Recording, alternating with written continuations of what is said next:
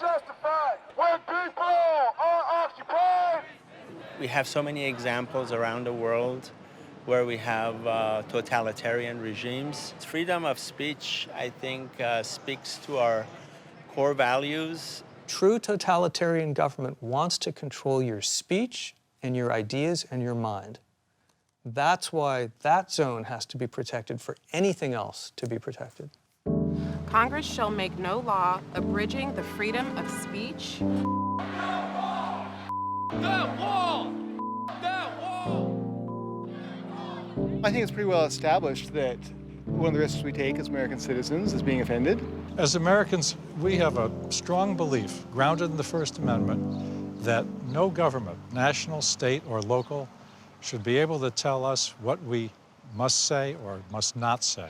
This is the single most counterintuitive idea in human history. The idea that it's good for society and good for us as individuals to have to encounter offensive speech and hate speech. That idea has always been under siege and always will be.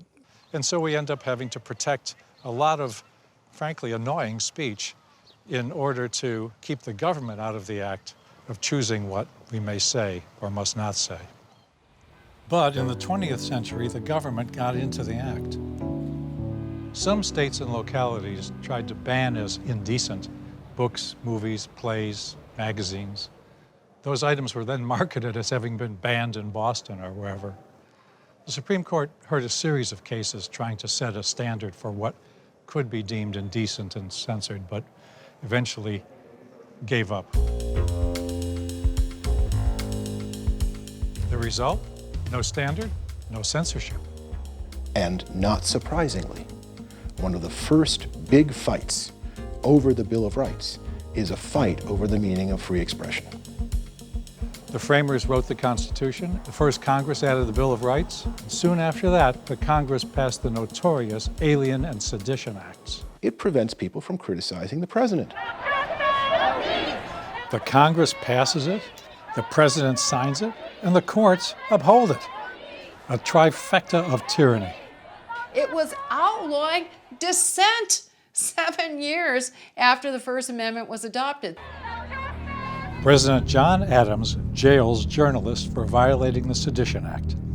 They're essentially political prisoners. Americans are funny people. They tend to take their liberties for granted until they see them being threatened, and then they pounce. That's the American way. John Adams is voted out, Thomas Jefferson is voted in, and the prisoners are pardoned. It was not a very good beginning for the country.